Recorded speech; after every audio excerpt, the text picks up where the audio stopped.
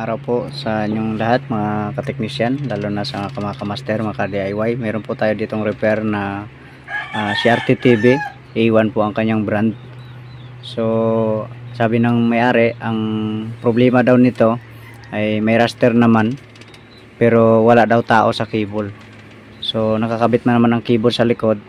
So sige nga, i-testing natin kung ano nga ba ang problema nito. Yan, switch on po natin. So hindi na umiilaw ang kanyang indicator light, pero lumalabas naman ang kanyang raster. Yan. Tapos pag ilipat po natin sa ibang channel, lalo na sa ayan, 12, 14 at saka 15. Ayan, 15. So minsan may lumalabas tapos nawawala. Ayan. Ayan, ganun din sa ibang channel. Ayan.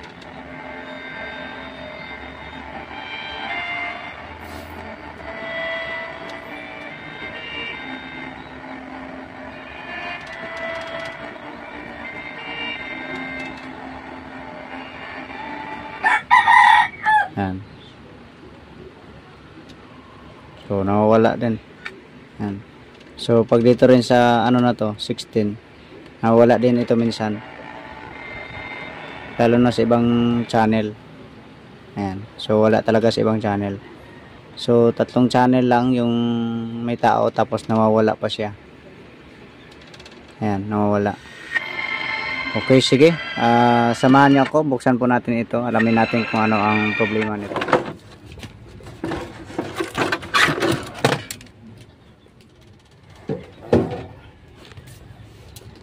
So ito na ang kanyang laman. So halos nabahaya na ng mga ipis. So kailangan i-cleaning muna natin. Medyo may katagalan na rin siguro to kaya dami ng dumi sa loob. Kasi sige, linisin muna natin. Okay, ito nalinisan na natin.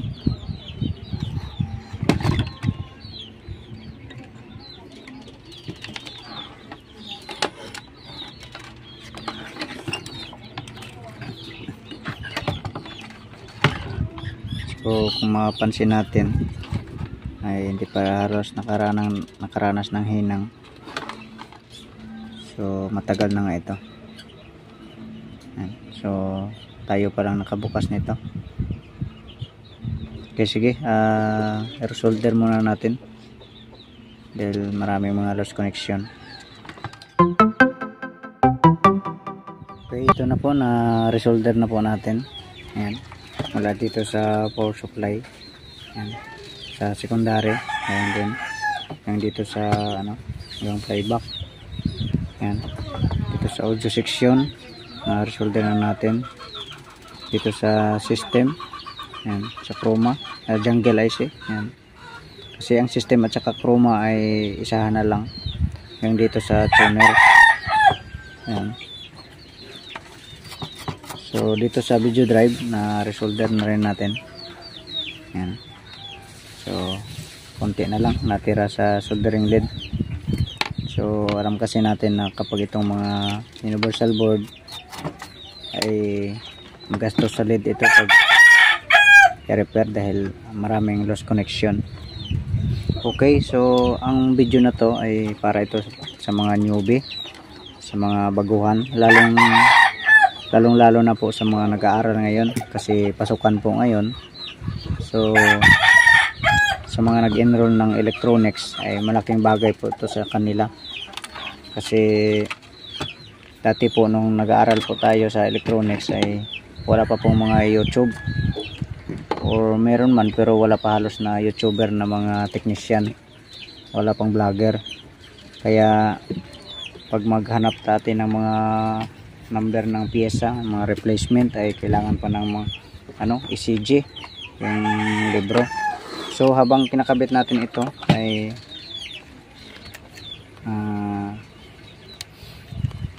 batiin natin yung mga bagong enroll sa sa electronics.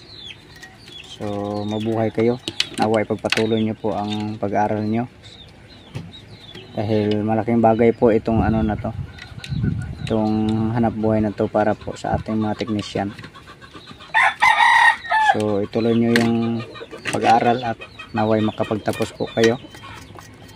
So sa eskwelahan kasi konti lang man ang theory lang man ang matutunan natin. So ang experience talaga sa pag-repair ay sa shop o di kaya sa tinatrabahuhan natin. So malaking bagay po ang mga YouTube ngayon kung nagre-research ka po. So pagdating sa mga troubleshooting kagaya nito ay may picture siya pero wala siyang wala siyang tao o nawawala yung tao. Kaya ngayon pagkakabit natin ito, pag ma-assemble natin ay mag-check voltage po tayo, i-familiar po natin ang mga voltahe. Ayan. Ito yung sa ground. Ayan. Ito yung AC. Ayan. So tandaan natin ang AC niyan. Ayan. Ito ay malapit sa fuse.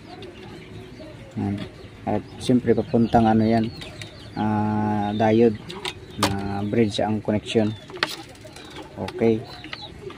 So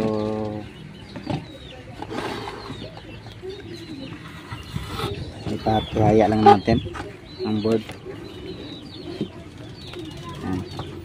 Tapos digital na ang gamitin natin para sigurado na ang ma-reading natin makita. Okay, ito na plaster na. So ang ating range ay DC. Ayan, so dito lang po tingin. So pag medyo malayo po yung yung board. Pero pag manood po kayo sa YouTube ay i-zoom nyo na lang po para mas makita nyo po. Okay, sige, saksak natin ito. Okay, ito na. Dito tayo mag-abang. Ito yung kanyang B+. Ayan, ito yung tester. Ayan. So switch on natin. Ayan, meron siyang 112 volts. Ayan. So tingnan natin dito sa horizontal transistor kung tagos dito ang voltahe. So abot naman siya. Ayan. So kung tingnan natin ang screen, meron siyang raster. Ayan. So i-familiarize natin ito, mga voltahe nito. Ayan. So ito yung B+. Ang kasunod niyan ay na diode ay vertical. Pababa po tayo. Vertical. So nasa 29.37 po ang voltahe. Ayan. So diretso tayo dito sa vertical IC. Ayan. So tagos naman siya dito. So umabot naman siya dito. Ayan. Ayan. Kasunod ay ito ang supply sa mga system. Ayan, 9.39 volts. Ayan, 9.39 volts. So dito po yan nag-supply sa, ayan, may supply po siya dito sa vertical. Nag-supply din po siya dito sa yoke. Ayan. Tapos yung iba niyan ay ayan, nag-supply po dito sa sana ito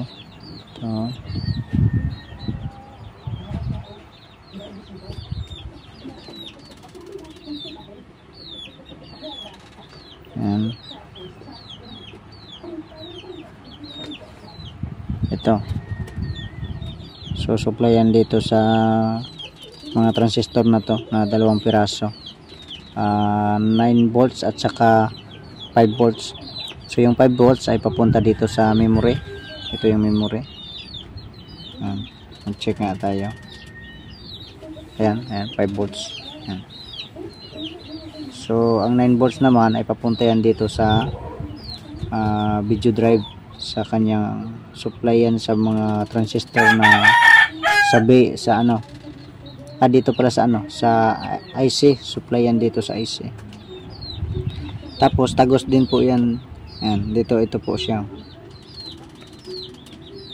Ito. Ayan.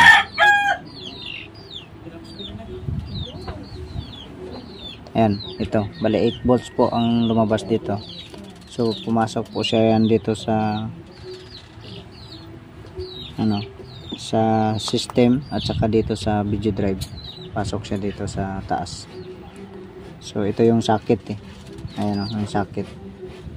Yan, ang kasunod na diode ay 12 volts or 17 nga dito nakalagay 17. Supply ito sa sound. Yan, 17 naka 17 ang voltahe. Supply sa sound. Minsan ito 12 volts lang hanggang mga 15. Ayan. So yun po ang mga voltahe dyan. Tapos yung 180, sukatin nga natin 180 po dito sa taas. Sana yung filter ito. Ayan. So nasa 172. Nasa 172 volts. Ayan. Ang heater ay AC po niyan. AC po yan. AC na ayan, 5 volts. Ayan. So 180. Ayan. Yan ang manang supply dyan. ABL. Wala man halos voltahe yan. Baba lang man ang voltahe niyan. Ayan. 3.5 ABL. Ayan. So pag dito naman sa RGB, ayan, ito yung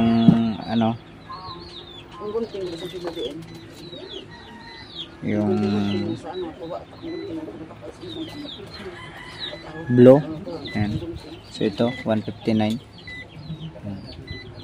Itong isa sa red 159 din. Itong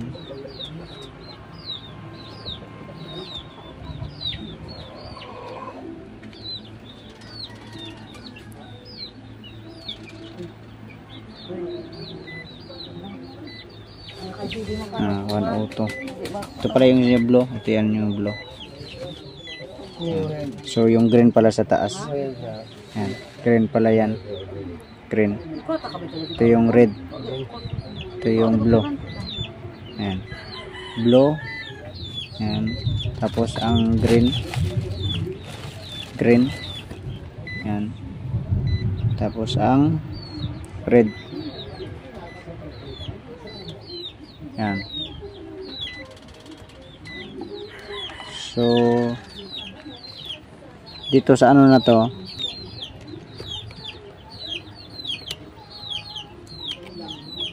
dito sa B+, dito kumuha ng supply ang tuner. So yung isang 5 volts dito kanina ay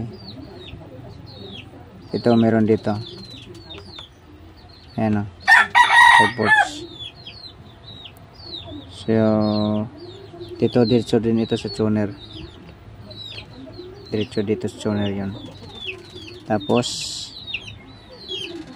itong B+ na to, may resistor yan dito na 33 volts ang supply, 30 to 33.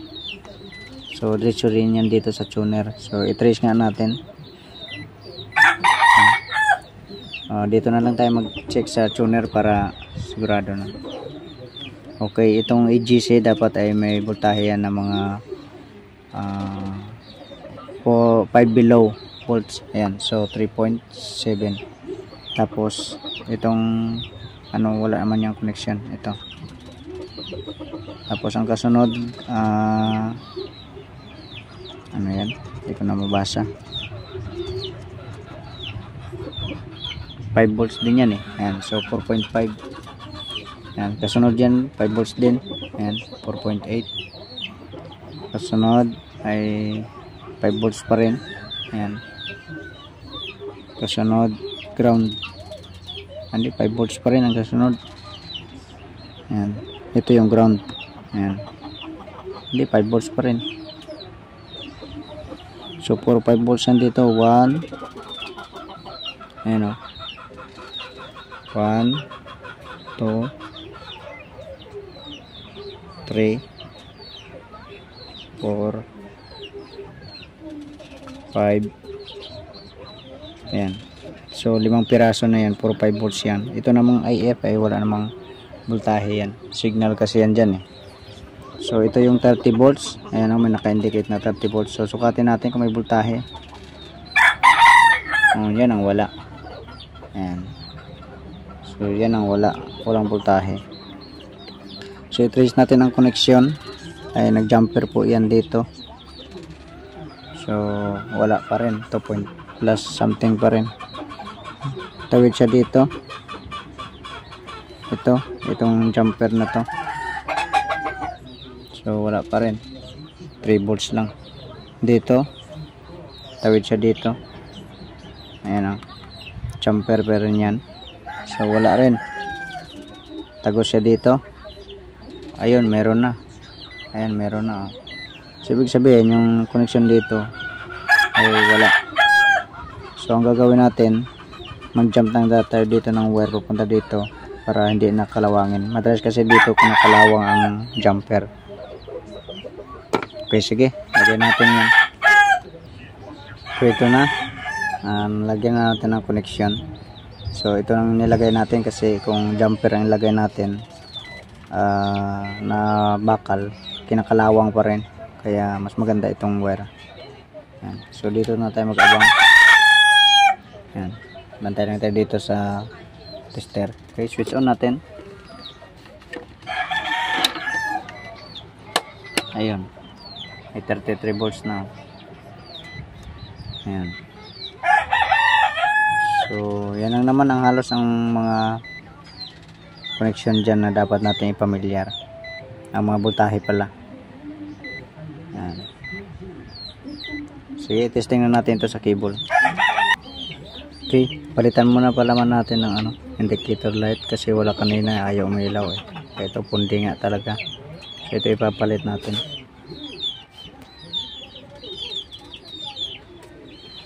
Ayan, may ilaw na. So ipalit natin dito. So ito na, kabit na natin ang cable. Ayan, kakabit na. Okay, sige. Ito, switch on na natin. Ayan, may ilaw ng indicator light. Pilitan na natin. Ayan, so tuloy-tuloy na. Okay, kunin ko na ang remote.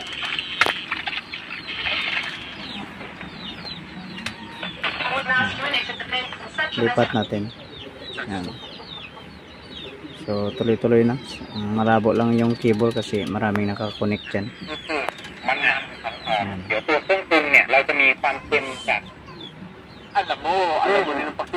So ang speaker niya medyo na rin, sayad na ang speaker. Isa sa mga biktima ng scam. Scam. Okay. Sige, nawa po ay may natutunan po tayo sa ating video. So para lang po ito sa mga newbie. So sana po ay nadagdagan ang inyong kaalaman.